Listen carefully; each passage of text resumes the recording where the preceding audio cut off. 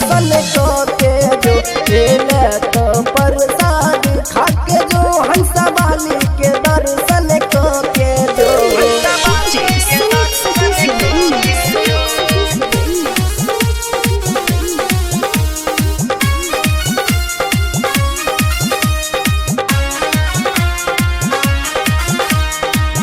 मैया सार के जब नजर फेरत जहग में नाम तोहर और चमके तो मैया सार दे जब नजर फेरत जहग में नाम तोहर और चमके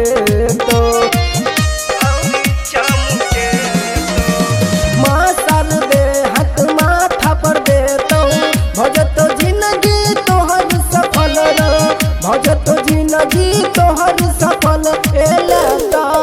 एला तो प्रसाद खाक जो हंसा वाली के दर्शन काक जो एला तो प्रसाद खाक जो हंसा वाली के दर्शन काक जो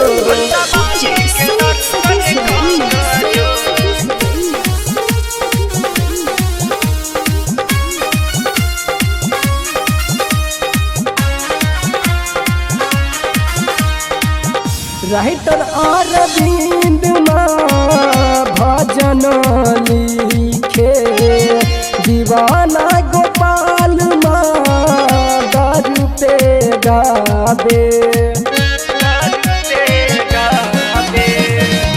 राइटर अरविंद भजन लिखे दीवाना गोपाल दारू पे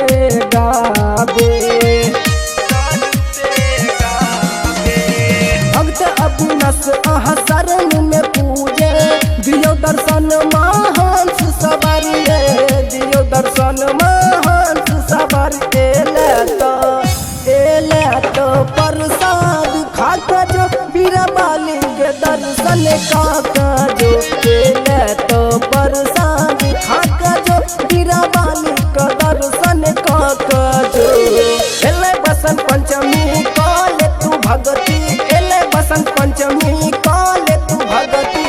मत जयकारा लगा के जो मत जयकारा लगा के जो एले तो प्रसाद खाके जो हंसा वाली के दर्शन के जो एले तो प्रसाद खाके जो हंसा वाली के दर्शन के जो recording by DD production house सकरी 97 084 45 700।